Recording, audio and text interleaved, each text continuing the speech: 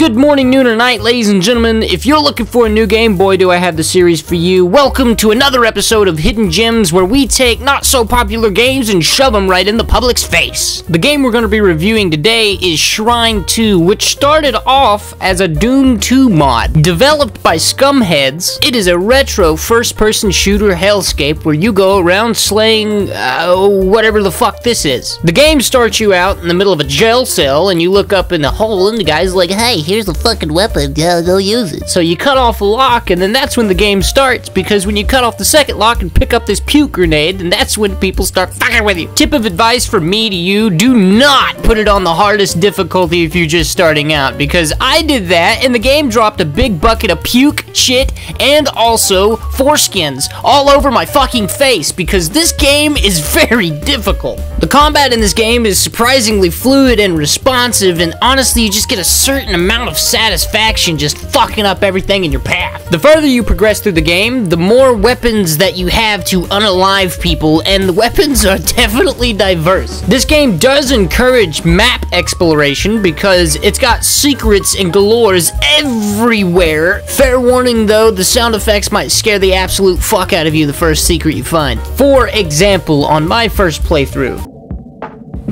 Oh my fucking god, dude, jeez. So yeah, to put it simply, this is a spooky game. The game also has a bunch of diverse enemies. For example, you have Tumor Face, Skull Shooter, Long Neck Boy, Skull Shooter 2.0, and Cut Your Balls Off McGee. There's ton more enemies than that, but those are the ones that I came into contact with the most. The map setting is very aesthetically pleasing, and all levels so far that I've played look very unique. The game does fall a bit short on sound design, however, because a lot of the enemies and guns have only one sound. Other than that, that's really the only complaint that I have, other than the game being harder than Satan's nipples. Without further ado, let's slap a rating on this bitch, shall we? Coming up first with gameplay, I'm gonna give it a 7.5. The game itself is very fluent, smooth, and it honestly is pretty fun just going around slaying whatever the fuck. Next is graphics. Now, given the game's age, you could definitely show it, but out of the games that came out of this certain time period, it's very aesthetically pleasing.